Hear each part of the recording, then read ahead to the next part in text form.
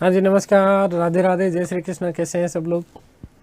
बढ़िया, मज़े में, आनंद में। चलिए, ईश्वर आप सबको हमेशा आनंद में रखे, खूब मज़े में रखें, खूब स्वाध्याय करें, खूब अध्ययन करें, खूब मेहनत करें और अपने कर्म पथ पर लगातार बढ़ते चलें। प्यारे साथियों, हम लोग बात कर रहे थे भारत में यूरोपियों के आगमन की और किस प्रकार से भारत में यूरोपियों का आगमन हुआ। उसी कड़ी में हम लोगों ने सबसे पहले पुर्तगालियों के बारे में बात करी, ठीक है।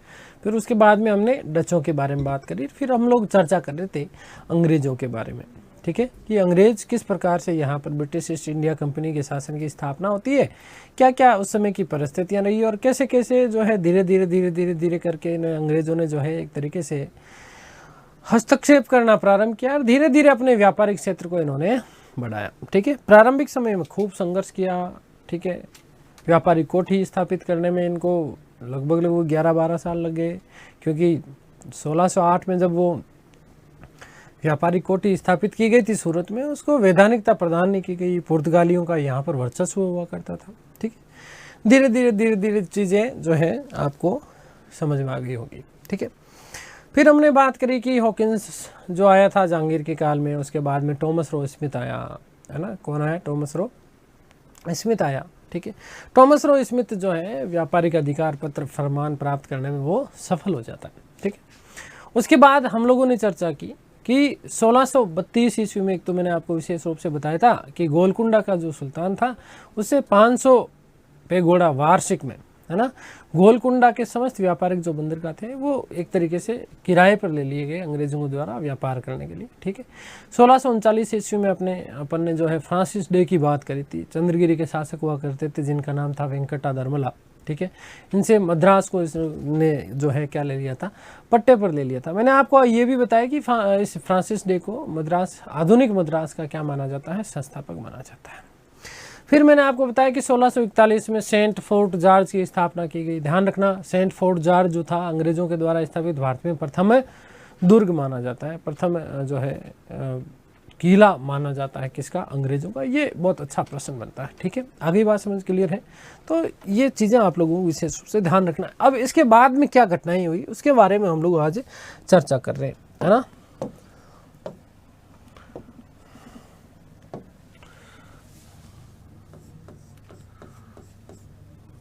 मैं उसी को कंटिन्यू कर रहा हूं, भारत में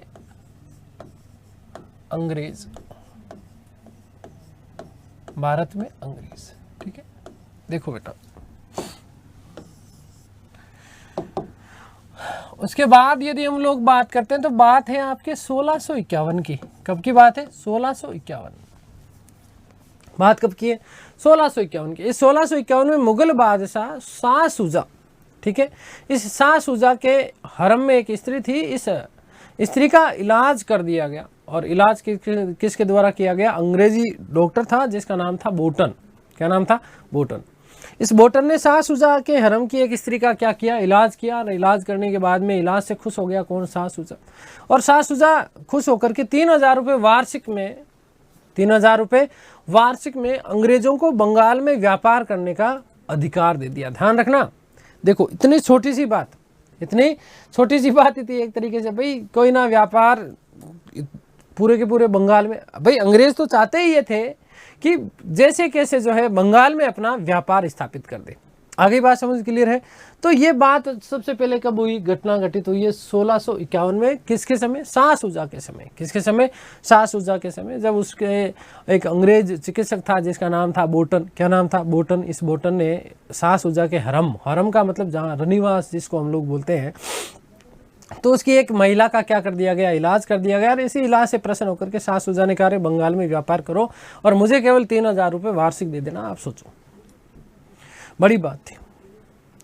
1658 ईस्वी में, कब? 1658 ईस्वी में बंगाल, बिहार और उड़ीसा, यहाँ पर व्यापारिक कोठियाँ जो है मद्रास के अधीन कर दी गई। किसके अधीन कर दी गई? मद्रास के अधीन कर दी गई। 1661 में आप लोगों को पता होना चाहिए कि पुर्तगाली राजकुमारी थी जिसका नाम था कैथरीन। क्या नाम था? कैथरीन। इस कैथरीन का विवाह ब्रिटेन के राजकुमार चार्ल्स द्वितीय के साथ में कर दिया गया।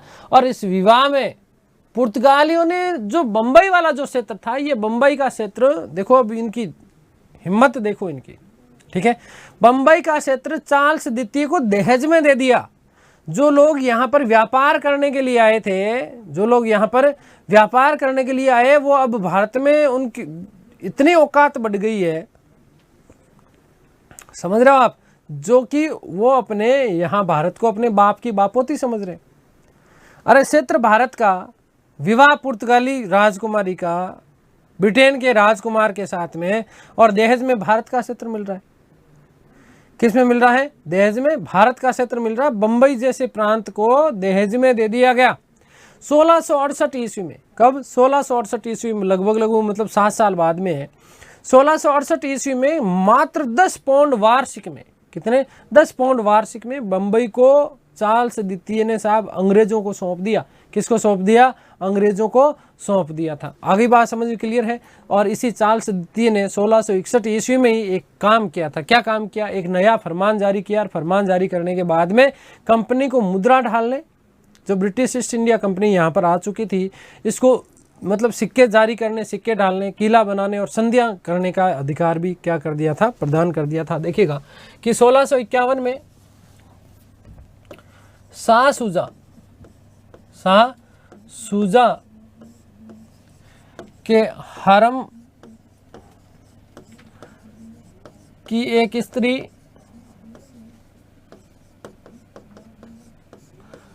का इलाज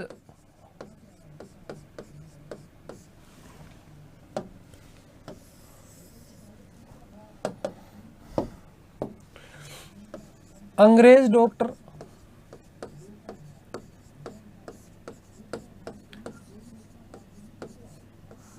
बोटन द्वारा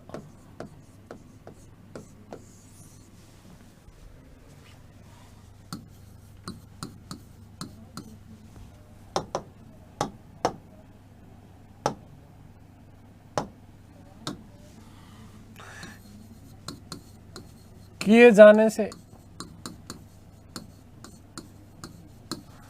खुश होकर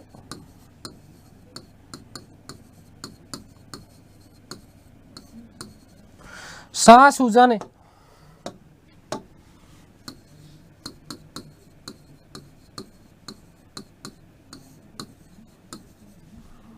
बंगाल में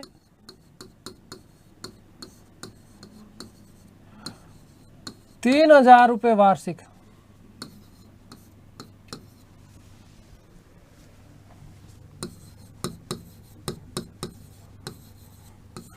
के बदले व्यापार करने का अधिकार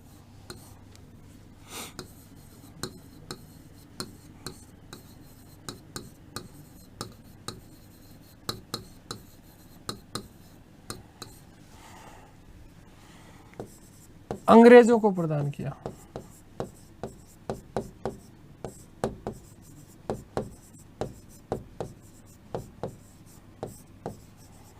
ठीक है, पहली बात तो ये ध्यान रखें। ठीक है, दूसरी बात क्या ध्यान रखोगे भाई? दूसरी बात ये ध्यान रखना कि जब पुर्तगाली राजकुमारी का विवाह किया गया, किसके साथ में? चार्ल्स द्वितीय के साथ। देखिएगा 1661 पुर्तगाली राजकुमारी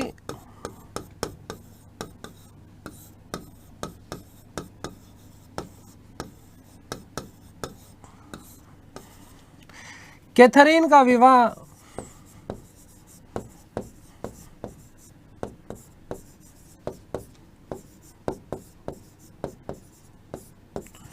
ब्रिटेन के राजकुमार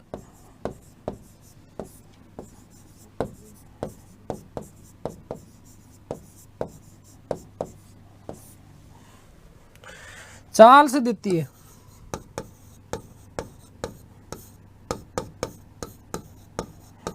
से हुआ। पुर्तगालियों ने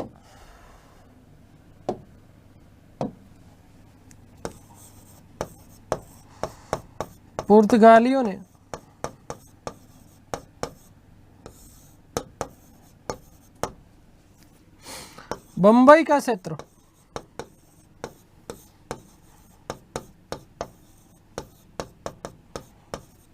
चार्ल्स द्वितीय को दहेज में दिया।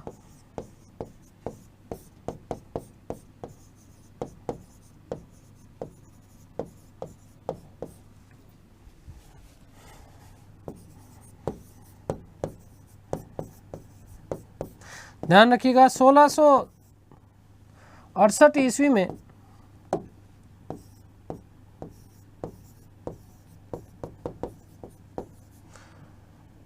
केवल 10 पाउंड वार्षिक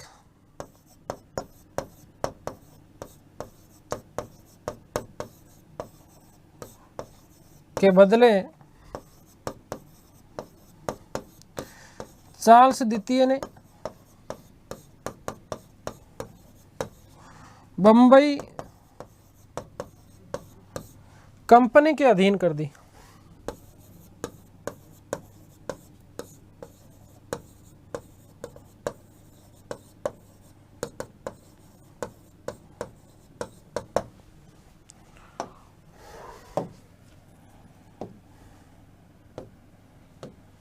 नोट लगा के लिख रहा हूं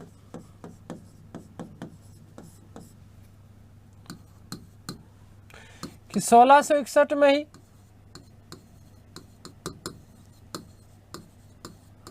चार्ल्स द्वितीय ने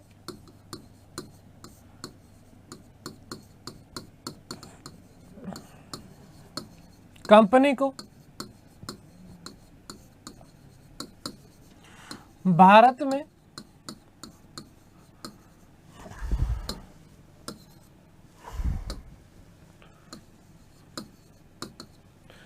सिक्के डालने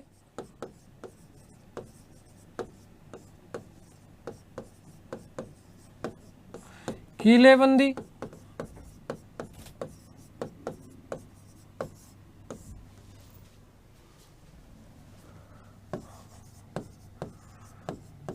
व संधि करने का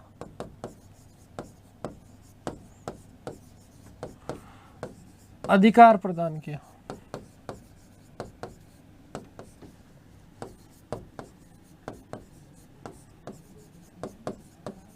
ठीक है, आगे बात समझ में। तो 1661 ईस्वी में एक तरीके से भारत में ये जो कंपनी थी ब्रिटिश ईस्ट इंडिया कंपनी, इसके क्या चीज बेटा, इसके अधिकारों में वृद्धि कर दी गई। किसके द्वारा कर दी गई थी? चार्ल्स द्वितीय के द्वारा। ठीक है, आगे बात समझ क्लियर है? ये चीज आप लोग विशेष रूप से ध्यान रखना। अब यहां पर एक व्यक्ति आया 1669 में, और 1669 से लेकर के 1677 ईस्वी तक ये बंबई में रहा गवर्नर के रूप में, जिसका नाम था गेराल्ड ओंगियार। महत्वपूर्ण बनता है, ध्यान रखना।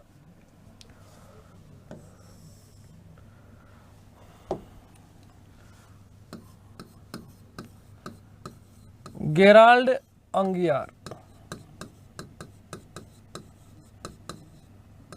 गेराल्ड ओंगियार क्या था? ये गेराल्ड ओंगियार कौन था? तो ध्यान रखना कि 1669 से लेकर के 1677 ईस्वी तक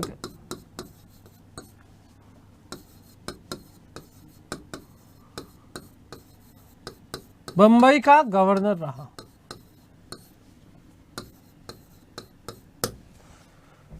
सोलह से लेकर के 1677 ईस्वी तक ये बंबई का क्या रहा? गवर्नर रहा। अब ये गेराल्ड ओंगियार क्यों महत्वपूर्ण है? तो इसी ने बंबई में एक गोदी का मतलब क्या होता है? बंदरगाह। इस बंदरगाह की स्थापना की, साथ ही साथ ओंगियार ने यहाँ पर एक टकसाल की स्थापना की। और इसी के साथ ही साथ ध्यान रखिएगा कि बंबई के किले की इसने क्या करी? किलेबंदी की। बंबई के किले की क्या करी इसने? किलेबंदी की। बात विशेष रूप से ध्यान रखिएगा। किलेबंदी का मतलब क्या होता है? किलेबंदी का मतलब ये होता है कि नवीन कार्य करवाना किले में, है ना, दुर्गीकरण करवाना, कुछ नई चीजें उसमें करवाना। तो यही चीज आप क्या बोल सकते हो? इसको किलेबंदी करना बोलते हैं। तो देखो ध्यान रखना, बंबई में एक तो गोदी की स्थापना की, एक इसने क्या करी? टकसाल की स्थापना की, और साथ ही साथ बंबई के किले की इसने क्या करी बेटा? ध्यान रखिएगा कि किलेबंदी की। इन समस्त कारणों से इस गेराल्ड ओंगियार को आधुनिक मुंबई का जनक कहा जाता है या संस्थापक कहा जाता है। आगे बात समझ क्लियर है? 1687 ईस्वी में, कब? 1687 ईस्वी में कंपनी का मुख्यालय सूरत से बंबई स्थानांतरित कर दिया गया। देखिए, इसने बंबई में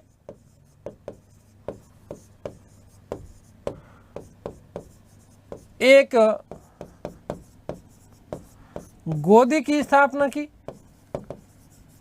गोदी मतलब क्या होता है बेटा? बंदरगाह।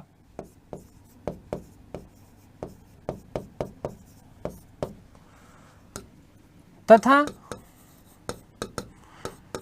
एक टकसाल। एक टकसाल, टकसाल का मतलब समझते हो? जहां पर सिक्के ढाले जाते हैं, जहां सिक्के ढाले जाते हैं। अगली बात समझ। वह बंबई किले, बंबई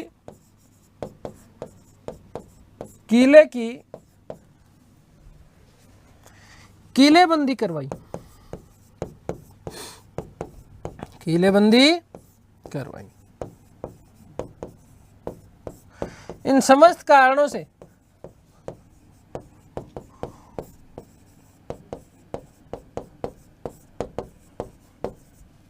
इन समस्त कारणों से इसे आधुनिक बंबई,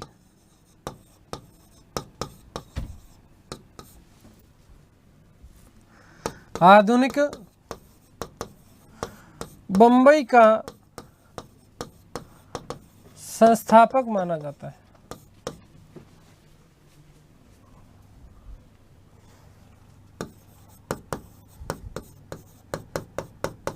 ठीक है, आगे बात समझ।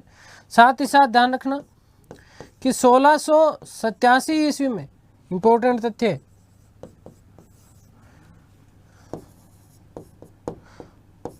कंपनी का मुख्यालय, कंपनी का मुख्यालय बंबई, माफ करना, सूरत से बंबई स्थानांतरित कर दिया गया।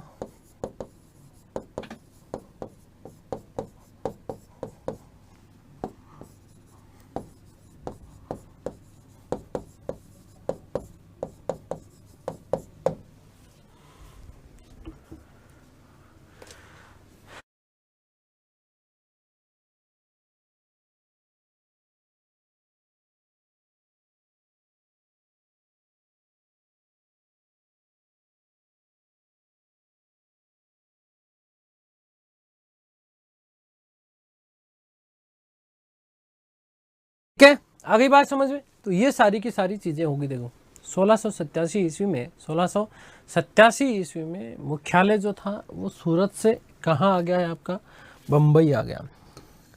सूरत से कहाँ पर आ गया है? बंबई। ठीक है, आगे बात समझ में क्लियर है? अब सुनिएगा बात। अब स्थितियां ये हो रही थी, स्थितियां ये हो रही थी कि यहाँ पर जो ये व्यापारी 217 लोगों का जिस समूह की हम लोगों ने चर्चा की, ये समूह लगातार लगातार लगातार शक्तिशाली हो रहा था। क्या हो रहा था? शक्तिशाली हो रहा था। फिर दूसरी चीज ये कि इनके अलावा ब्रिटेन के जो आम सामान्य जो नागरिक थे, ये सामान्य नागरिक भी चाहते थे कि भारत में आकर के ये क्या करें? व्यापार करें। भारत में आकर के क्या करें? व्यापार करें।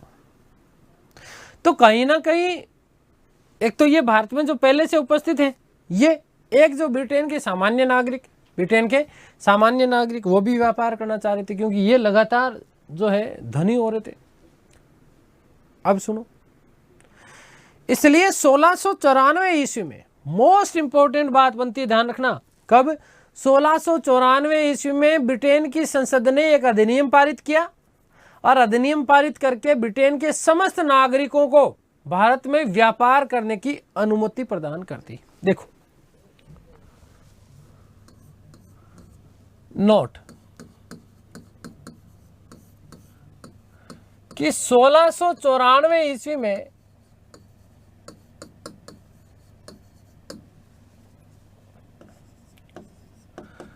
ब्रिटेन की संसद ने एक अधिनियम पारित कर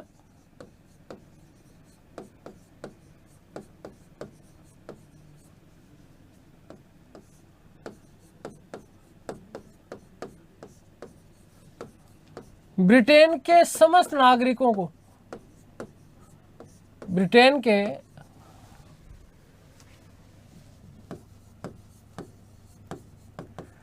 समस्त नागरिकों को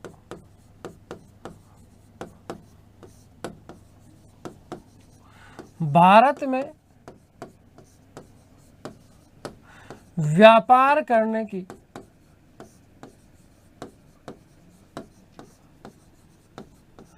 अनुमति प्रदान कर दी।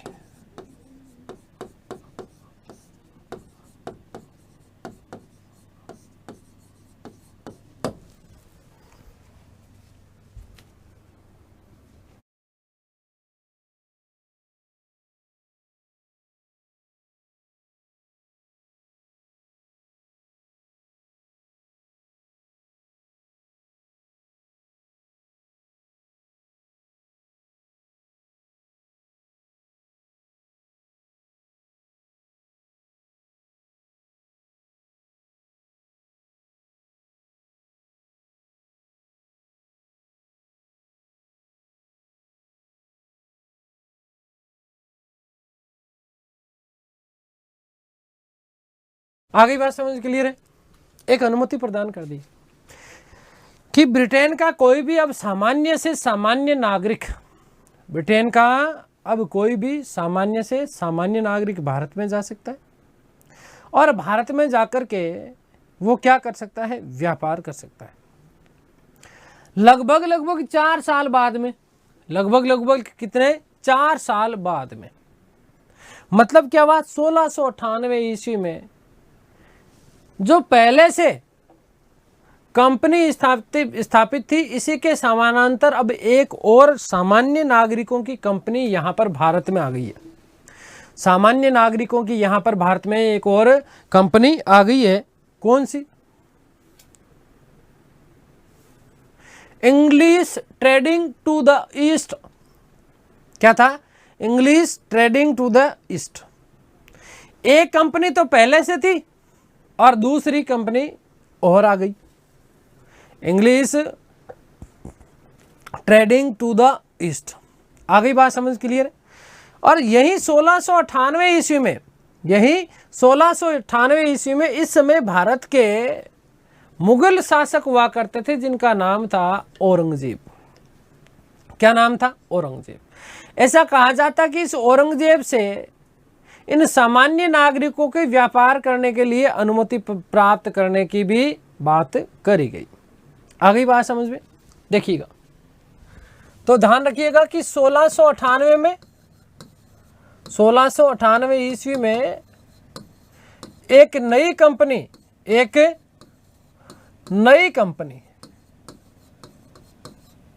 क्या चीज? इंग्लिश ट्रेडिंग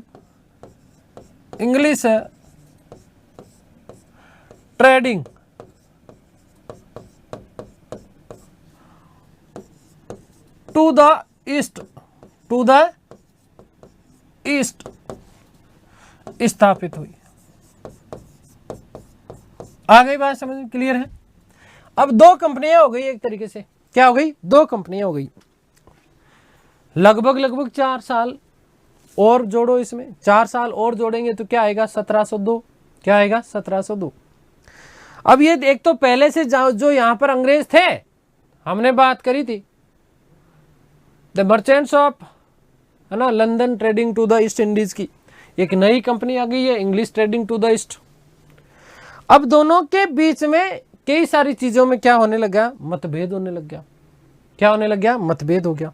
अब इसी संदर्भ में एक और अधिनियम पारित किया गया ब्रिटेन संसद में, और वो ब्रिटेन संसद में जो अधिनियम पारित किया गया वो किया गया 1702 ईस्वी में। ध्यान रखना, तो 1702 ईस्वी का अधिनियम, 1702 ईस्वी का अधिनियम आया साहब। ध्यान रखिएगा, बहुत मोस्ट इंपोर्टेंट बात बता रहा हूं आपको। 1702 का ईस्वी का अधिनियम यथार्थ रूप में, मैंने आपको कहा था कि जिस हम ब्रिटिश ईस्ट इंडिया कंपनी के शासन की बात करते हैं, ये यथार्थ वास्तविक रूप में जो कंपनी का अस्तित्व आया ना, पूरी ब्रिटिश ईस्ट इंडिया कंपनी का, ये आ रहा है आपको 1702 में, जबकि हम लोग सामान्य रूप में पढ़ते यही है कि ब्रिटिश ईस्ट इंडिया कंपनी की स्थापना हो गई थी कब, 1600 ईस्वी में। लेकिन वास्तविक रूप में यदि हम लोग बात करें तो 1702 और 1707 के दो अधिनियम विशेष महत्वपूर्ण बन जाते हैं ब्रिटिश ईस्ट इंडिया कंपनी के लिए। कैसे बेटा? तो 1702 में ब्रिटेन सरकार ने एक अधिनियम पारित किया, और अधिनियम पारित करने के साथ ही साथ दोनों कंपनियां, एक तो जो पहले से थी लंदन वाली, ठीक है, और दूसरी अभी अभी हमने बात करी English trading to the East, है ना, इन दोनों की दोनों कंपनियों को, English trading company to the East और लंदन ट्रेडिंग वाली जो कंपनियां थी, इन दोनों की दोनों कंपनियों को क्या कर दिया, विलय कर दिया। और विलय करने के बाद में इस कंपनी का संयुक्त नाम रखा गया। क्या नाम रखा गया? सुनो, संयुक्त नाम रखा गया the united company of merchants of England trading to the East Indies, और इसे ही कालांतर में हमने नाम ले दिया क्या, BIC, अर्थात ब्रिटिश ईस्ट इंडिया कंपनी। तो 1702 के अधिनियम के द्वारा इन दोनों की दोनों कंपनी, कौन कौन सी कंपनी, एक तो English trading company to the East, English trading company, ठीक है, English trading company to the East Indian East, ठीक है ना, और दूसरी जो पहले से यहां पर स्थापित कंपनी थी, इन दोनों का विलय कर दिया गया, और कालांतर में इन दोनों के विलय को ही हमने विशेष रूप से ब्रिटिश ईस्ट इंडिया कंपनी के रूप में हम इसे जानते हैं। आगे बात समझ में क्लियर है ना? देखो, फैक्ट ज़्यादा है, फालतू के हैं, हालांकि इतना यहाँ से आपसे कोई प्रश्न बनता नहीं है, लेकिन फिर भी आपके दिमाग में रहे। अब देखो, 1707 में एक और अधिनियम पारित किया गया, और इस अधिनियम के द्वारा कंपनी के जो अधिकार थे, इन कंपनी के अधिकारों को अनिश्चित काल के लिए बढ़ा दिया गया। क्या कर दिया गया? कंपनी के अधिकारों को अनिश्चित काल के लिए क्या कर दिया गया? बढ़ा दिया गया। और साथ ही साथ इस 1707 के अधिनियम के द्वारा, ध्यान देना, कंपनी को कलकत्ता, मुंबई, मद्रास, यहां पर किलेबंदी करने, कलकत्ता, मुंबई और मद्रास, यहां पर किलेबंदी करने, युद्ध करने और संधि करने के समस्त अधिकार क्या कर दिए गए? प्रदान कर दिए गए। आगे बात समझ में क्लियर है? तो ये बात ध्यान रखिएगा। देखिएगा, 1702 ब्रिटेन सरकार ने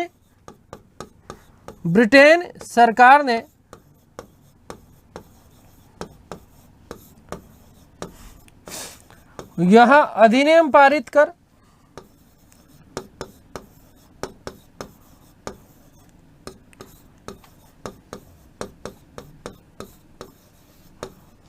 दोनों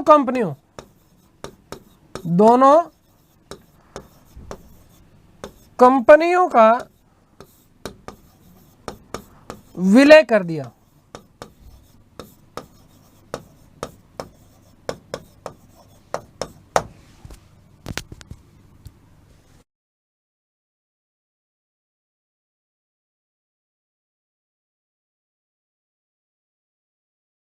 विलय के बाद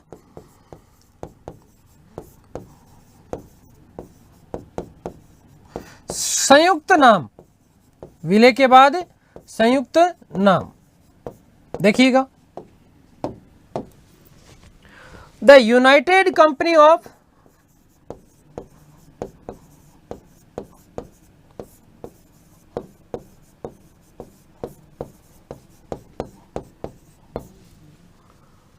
merchants of England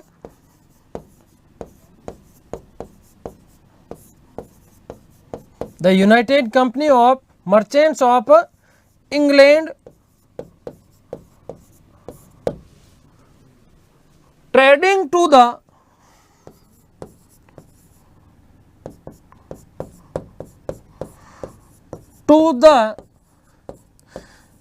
East Indies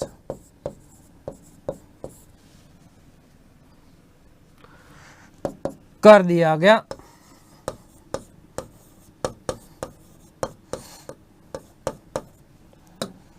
जिसे कालांतर में हमने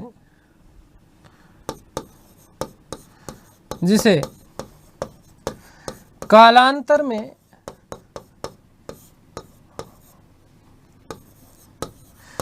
BIC मतलब क्या हुआ? ब्रिटिश ईस्ट इंडिया कंपनी, एक साथ ब्रिटिश ईस्ट इंडिया कंपनी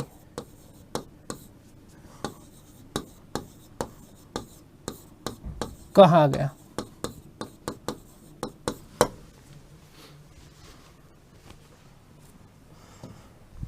अब देखिएगा 1707 का अधिनियम,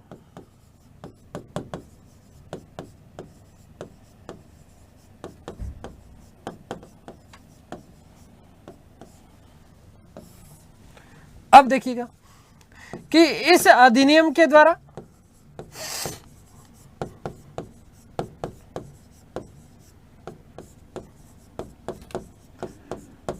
विशेष बात बन जाती है क्या? BIC लिख रहा हूं मैं, अब क्या लिख रहा हूं? BIC, ठीक है ना? आगे बात समझ में। 1707 के अधिनियम द्वारा अब जो ये कंपनी आई, इस कंपनी को कलकत्ता, मुंबई और मद्रास, BIC को कलकत्ता, मुंबई व मद्रास, कलकत्ता, मुंबई व मद्रास, कलकत्ता, मुंबई व मद्रास। आगे बात समझ में किलेबंदी करने,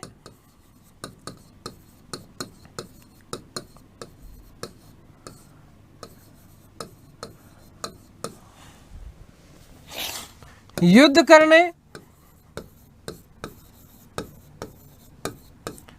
संधि करने,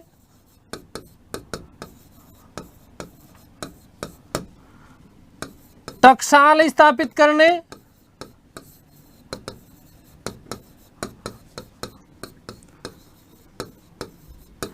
इत्यादि के समस्त अधिकार प्रदान कर दिए गए।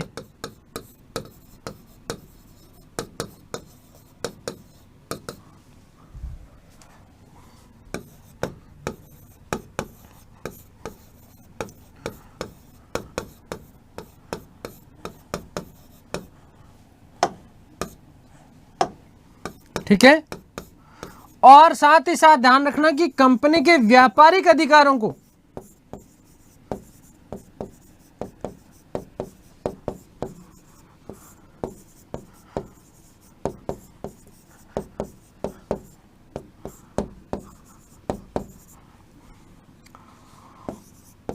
असीमित कर दिया गया।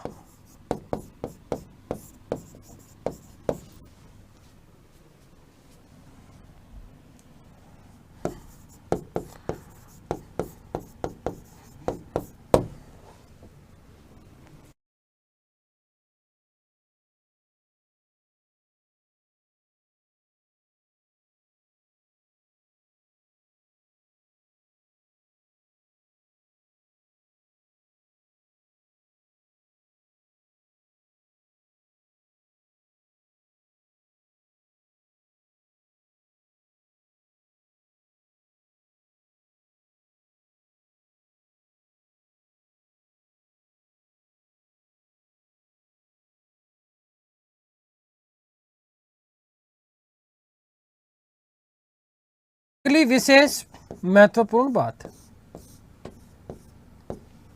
देखो सुनो, इसी दौरान एक चीज और मैं आप लोगों को बता देता हूं। क्या बता? देखो 1698-99 ईस्वी में बंगाल के एक सूबेदार हुआ करते थे जिनका नाम था अजीमुसान। क्या नाम था? अजीमुसान। इस अजीमुसान से फरमान प्राप्त करके अंग्रेजों ने, इसी के नीचे एक व्यक्ति और था जिसका नाम था इब्राहिम खां। क्या नाम था? इब्राहिम खां। तो इस इब्राहिम खां के माध्यम से अंग्रेजों ने मात्र 1200 रुपए में 3 गांव की ठेकेदारी ले ली। 3 गांव इन्होंने ठेके पे ले लिए। कौन कौन से? सुतानुती, गोविंदपुर और कालीघाट, या कई जगह कालीकट मिलता है। ठीक है, यही कालीकट कलकत्ता। ठीक है, तो यहीं पर इनको 1200 रुपए वार्षिक में खरीद लिया गया। और 1699 ईस्वी में, कब? 1699 ईस्वी में, ध्यान रखिएगा, कि एक व्यक्ति था जिसका नाम था जॉब चार्नॉक। क्या नाम था? Job Charnock. इस जॉब चार्नॉक ने फोर्ट विलियम, क्या चीज? फोर्ट विलियम किले की स्थापना की, और यहीं पर हुगली के किनारे था ये। यही इसी जगह को कालांतर में कलकत्ता के नाम से जाना गया। किस नाम से जाना गया? कलकत्ता के नाम से। 1700 ईस्वी में मद्रास को कलकत्ता से क्या कर दिया गया? अलग कर दिया गया। ध्यान रखना, बंगाल को और मद्रास को क्या कर दिया गया था? अलग कर दिया गया। तो ध्यान रखिएगा कि 1698-99 ईस्वी में, 1698-99 ईस्वी में बंगाल के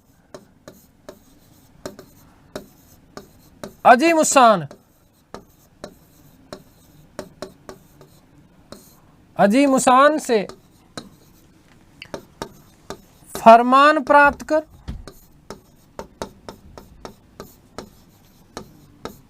अंग्रेजों ने 3 गांव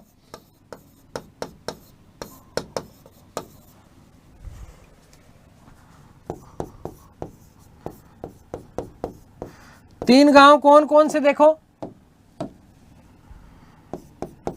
गोविंदपुर,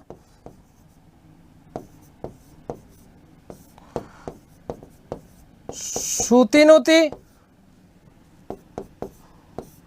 और कालीघाट, या कई जगह आपको नाम मिलता है कालीकट।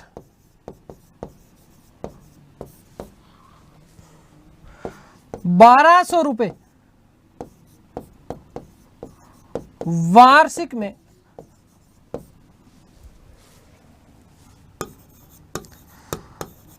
प्राप्त कर लिए। मोस्ट इंपॉर्टेंट तथ्य बनता है, ध्यान देना, कि 1699 ईस्वी में, 1699 ईस्वी में जॉब चार्नॉक ने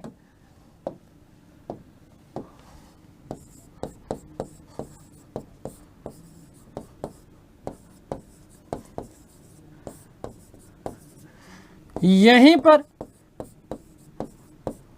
फोर्ट विलियम नामक, है ना, उस समय के राजकुमार हुआ करते थे जिनका नाम था विलियम तृतीय। इसी के नाम के आधार पर ये किले की स्थापना की गई, जिसका नाम क्या था? Fort William. ठीक है, फोर्ट विलियम की स्थापना की।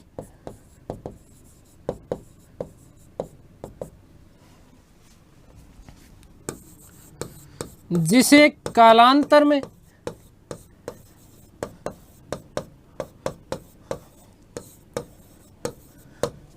कलकत्ता के नाम से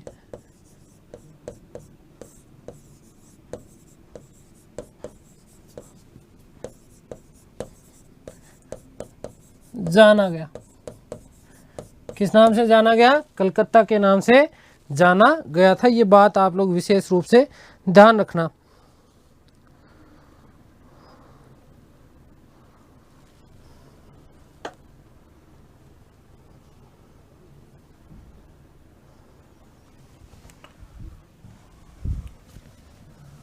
सत्रह सौ ईस्वी में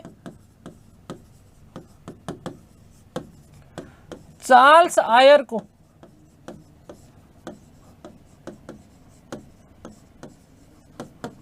फोर्ट विलियम का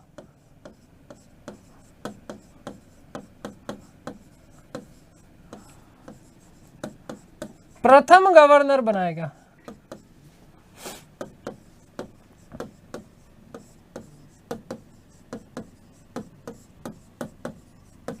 तथा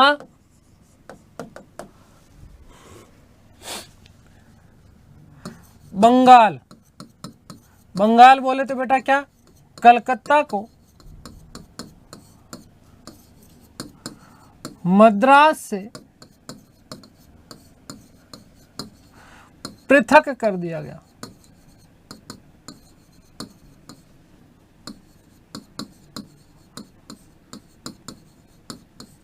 आ गई बात समझ में?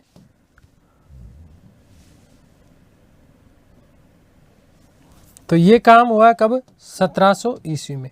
कब हुआ है? 1700 ईस्वी में। आ गई बात समझ में? क्लियर है? तो ये इस तरीके से चीज़ें कंपनी की एक तरीके से यहाँ भारत में क्या हो रही है, स्थापना हो रही है। अब देखो 1715 ईस्वी में एक और खतरनाक बात हुई। क्या बात हुई? 1715 ईस्वी में मुगल बादशाह थे जिनका नाम था फर्रुखसियर। क्या नाम था? फर्रुखसियर। बात कब की? देखो 1715 1715 ईस्वी में यहां पर मुगल बादशाह हुआ करते थे। क्या चीज है? मुगल बादशाह। ये मोस्ट इंपॉर्टेंट बात है आपके पॉइंट ऑफ व्यू से। और मुगल बादशाह जिनका नाम क्या था? फर्रुखसियर।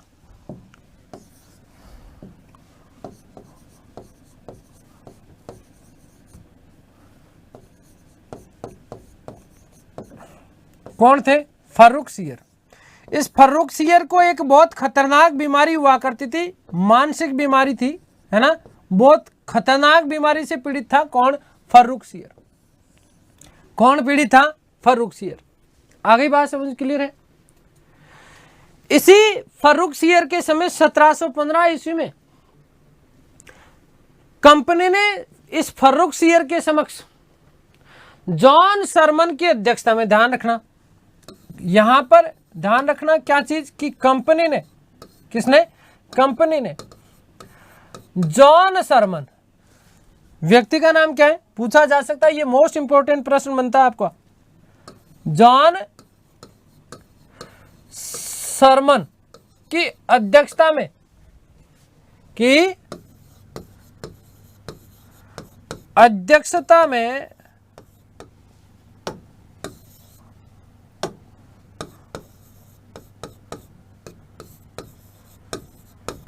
एक शिष्टमंडल भेजा।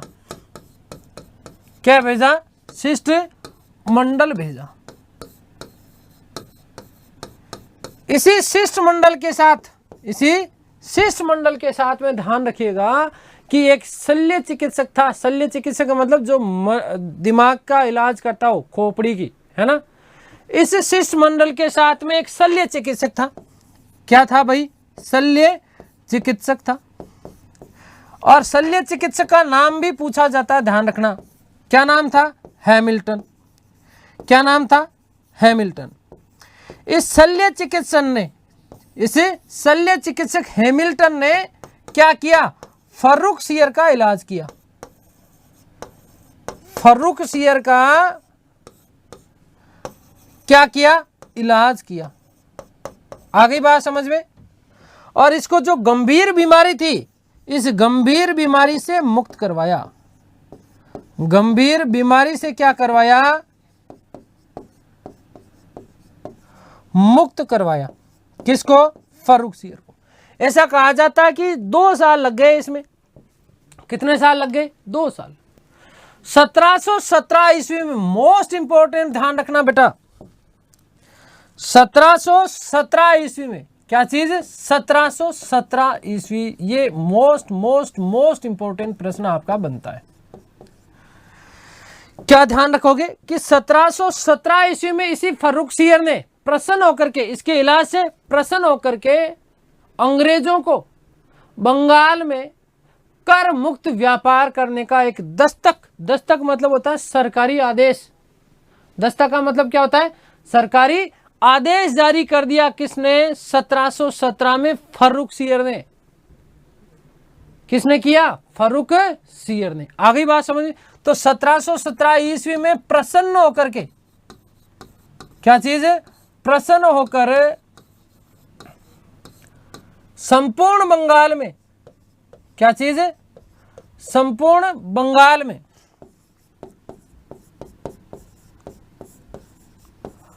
अंग्रेजों को, किसको? अंग्रेजों को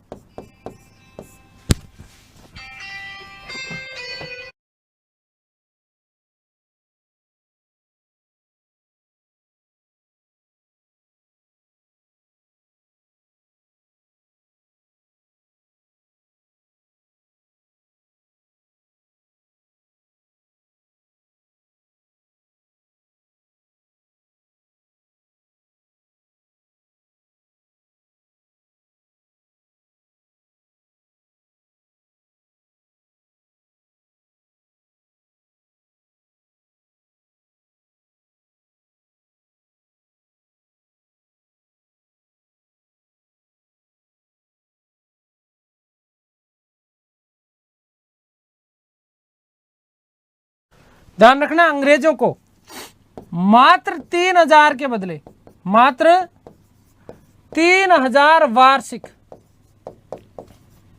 3000 वार्षिक के बदले, ठीक है ना, मुक्त व्यापार, कर मुक्त व्यापार, ठीक है ना, कैसा, कर मुक्त व्यापार करने का फरमान जारी कर दिया। कर मुक्त व्यापार करने का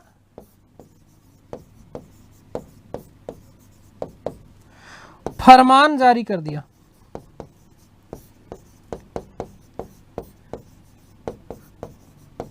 इसके साथ ध्यान रखना दूसरी चीज क्या, बंबई में, कहां पर बेटा, बंबई में इन अंग्रेजों को सिक्के ढालने का अधिकार प्रदान कर दिया गया। बंबई में इनको क्या, सिक्के ढालने का अधिकार प्रदान कर दिया गया।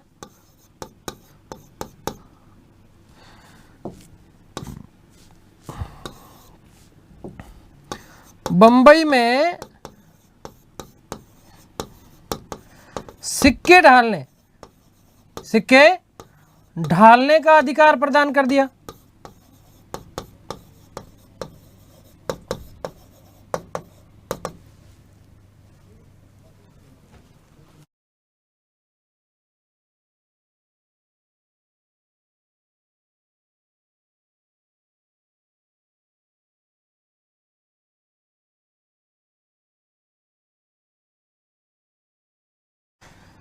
जिसे संपूर्ण मुगल साम्राज्य में, जिसे संपूर्ण मुगल साम्राज्य में वैधानिकता प्रदान की।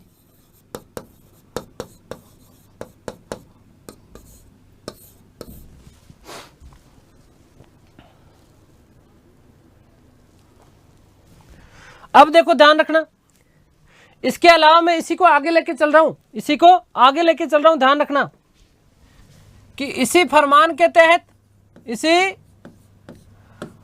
फरमान के तहत कलकत्ता के, क्या चीज, कलकत्ता के 38 गांव, कितने, 38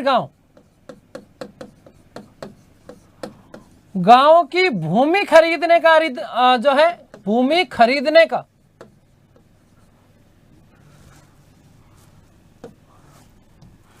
भूमि खरीदने की अनुमति प्रदान की गई। और साथ ही साथ ध्यान रखना कि सूरत में, कहां पर, सूरत में 10,000 रुपए के बदले सारा व्यापार करने का अधिकार पत्र भी इसी में प्रदान कर दिया गया। आगे बात समझ, इतिहासकार जो ओर्म हुए, इस इतिहासकार ओर्म ने इस दस्तक को, इस फरमान को कंपनी का मैग्ना कार्टा कहा है। मतलब मैग्ना कार्टा का मतलब क्या होता है, अधिकार पत्र, या फिर हम बोलें तो घोषणा पत्र।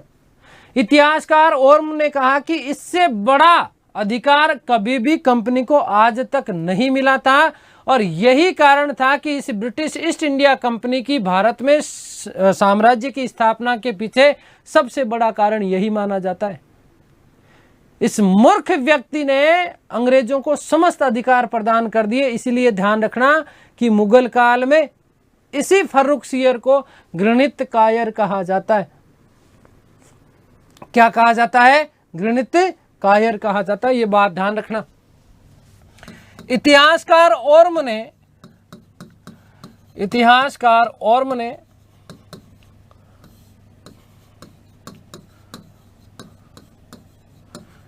इस दस्तक को कंपनी का मैग्ना कार्टा,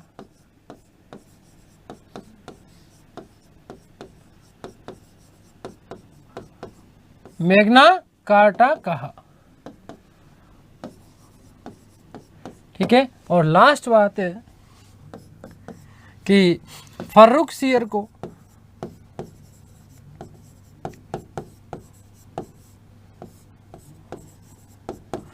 इतिहास में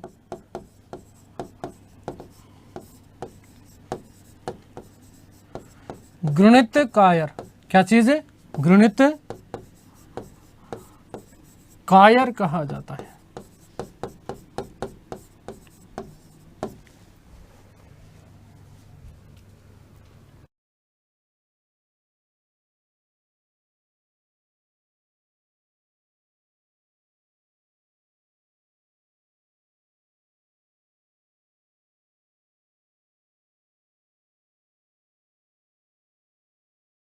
बातें और लिख रहा हूं मैं आपको, जैसे कि इंग्लिश कंपनी को जॉन कंपनी भी कहा जाता था।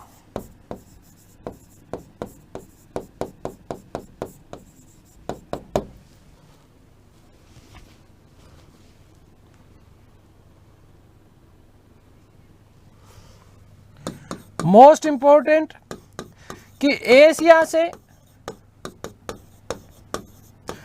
मुक्त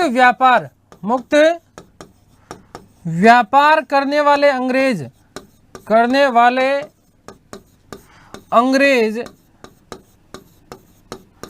इंटरलोपर, क्या चीज?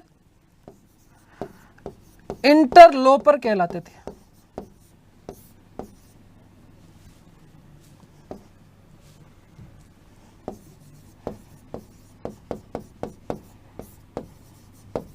क्या कहलाते थे? इंटरलोपर कहलाते थे।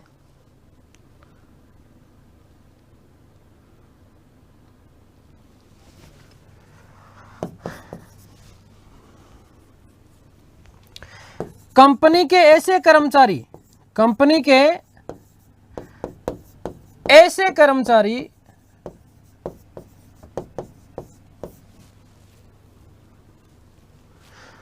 जो पूर्वी देशों के साथ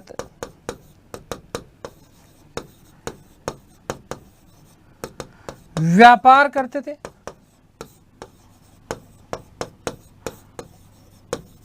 उन्हें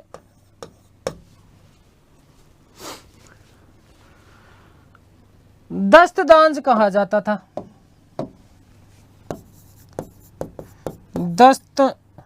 दस्तदांज कहा जाता था।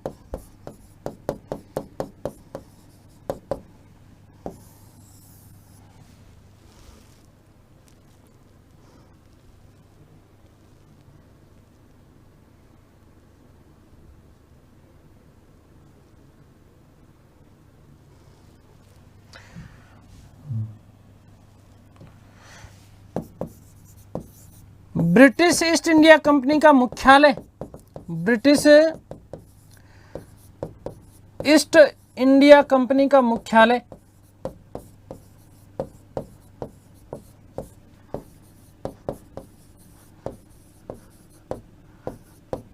कहां पर होएगा भाई? कलकत्ता में था। कहां पर था? कलकत्ता में।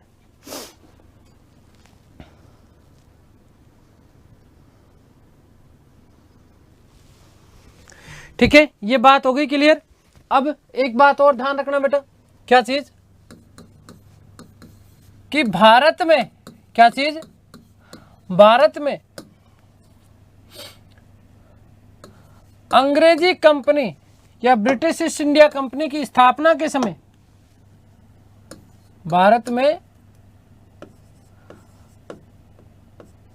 British east India company, British east India company की स्थापना के समय, कंपनी की स्थापना के समय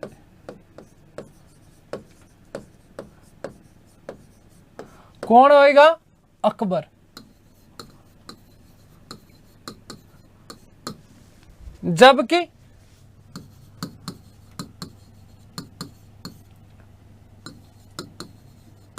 प्रथम व्यापारिक कोठी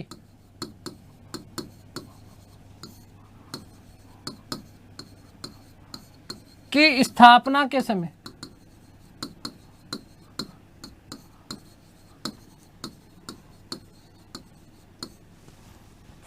कौन था? जहांगीर। ठीक है, और क्या ध्यान रखोगे कि मुगल बादशाह औरंगजेब ने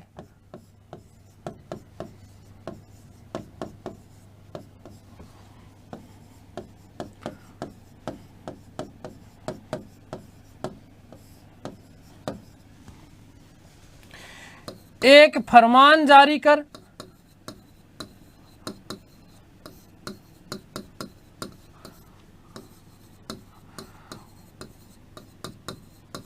हुगली पर अधिकार किए हुए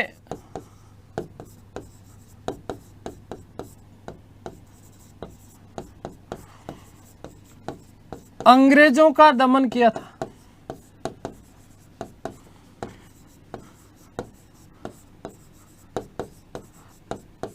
ठीक है, औरंगजेब को उस समय यदि ढंग से मौका मिल जाता ना तो ये इनका सबका सत्यानाश कर ही देता। ठीक है, आगे बात समझ के लिए तो ध्यान रखना। इसने एक फरमान जारी किया और हुगली पर जितने भी अंग्रेज थे ना उनको ढूंढ ढूंढ के मारा गया था। महिलाओं को तो मुगल हरम में ला करके छोड़ दिया और अंग्रेजों को बच्चों तक को भी काट दिया गया था। अंग्रेज मुक्त करने का आदेश दे दिया गया था औरंगजेब के द्वारा। इस तरह की बातें मिलती है।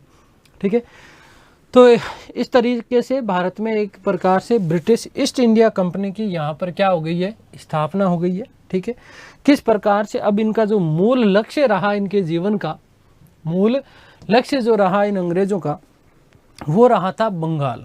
ठीक है, क्योंकि बंगाल सबसे संपन्न राज्य हुआ करता था उस समय तत्कालीन भारत में। ठीक है, आगे बात समझें बंगाल में और क्या क्या चीज़ें थी, किस किस प्रकार से थी और किस प्रकार से यहाँ धीरे धीरे करके इन्होंने बंगाल में अपने साम्राज्य की स्थापना की। और यही इसी बंगाल के माध्यम से संपूर्ण भारत में लगभग एक तरीके से हम लोग देखें विशद रूप में, ठीक है ना, एक तरीके से वहाँ से देखें तो फिर 1600 से लेकर के 1950 ईस्वी तक ही मानते हैं, लेकिन हाँ शुद्ध रूप में इन्होंने भारत के ऊपर 197 वर्ष 197 ईयर्स, ठीक है, लगभग जो है बड़ी क्रूरता के साथ और अत्याचार पूर्वक जो है शासन स्थापित किया था। किसने? अंग्रेजों ने। आगे बात समझे। तो ये आज हमने बात कर ली है यहाँ पर ब्रिटिश ईस्ट इंडिया कंपनी की जो भारत में किस प्रकार से स्थापना हुई। और अब अगली जो हमारी क्लास होगी उसमें हम लोग चर्चा करेंगे विशेष रूप से कि बंगाल में ब्रिटिश ईस्ट इंडिया कंपनी की शासन की स्थापना किस प्रकार से हुई थी, क्या क्या चीज़ें हुई थी। आप लोगों को विशेष रूप से ध्यान रखना है। हम लोगों ने इससे पूर्व की जो चीज़ें थी पढ़ चुके थे। आज हमने स्टार्ट किया था कहाँ से? 1651 ईस्वी से। कहाँ से? 1651 ईस्वी में, जहाँ शाह शुजा के हरम की एक स्त्री का क्या किया गया था? इलाज किया गया था। अंग्रेजी डॉक्टर था जिसका नाम था बोटन, है ना। और इसी से वो प्रसन्न होकर के बंगाल में जो है उन्होंने क्या चीज़ 3000 रुपये, है ना, वार्षिक के बदले व्यापार करने का अधिकार दिया था। सबसे पहले तो किसने? शाह शुजा ने। बाद में इसी अधिकार पत्र को एक तरीके से बढ़ा दिया गया था। किसके द्वारा? फर्रुखसियर के द्वारा। जहाँ फर्रुखसियर के द्वारा और भी बहुत सारी चीज़ें कर दी गई। ठीक है, बम्बई में सिक्के डालने का अधिकार दे दिया गया। अंग्रेजों के द्वारा ये जो सिक्के डाले गए, इन सिक्कों को समस्त संपूर्ण भारतवर्ष में, है ना, एक वैधानिकता प्रदान कर दी गई कि अंग्रेजों का कोई भी सिक्का है तो वो पूरे के पूरे भारतवर्ष में मान्य होगा। ठीक है, तो ये सारी की सारी चीज़ें की गई। ठीक है, आगे बात समझिए। कलकत्ता के लगभग 38 गाँव, 38 गाँव की भूमि खरीदने का अधिकार दे दिया गया। सूरत में 10,000 वार्षिक के बदले, है ना, जितने भी व्यापारी कोठियाँ कंपनियाँ स्थापित करना चाहो सब कर सकते हो। इस प्रकार की चीज़ें इनके द्वारा कर दी गई थी। तो ध्यान रखना, कंपनी द्वारा एक प्रश्न, लॉजिकल प्रश्न भी बन सकता है कि कंपनी द्वारा कहाँ डाले गए सिक्कों को संपूर्ण मुगल साम्राज्य में मान्यता प्रदान की गई थी। तो ध्यान रखना कि बम्बई में जो सिक्के डाले गए थे पहली बार, उन्हीं को जो है संपूर्ण मुगल साम्राज्य में क्या है, वैधानिकता प्रदान कर दी गई थी। ठीक है, तो ये बात आप लोग विशेष रूप से ध्यान रखना। ठीक है, थोड़ा सा हमें ये भी ध्यान रखना है विशेष रूप में 1661 वाला। ठीक है, पुर्तगाली राजकुमारी। कितना टाइम है?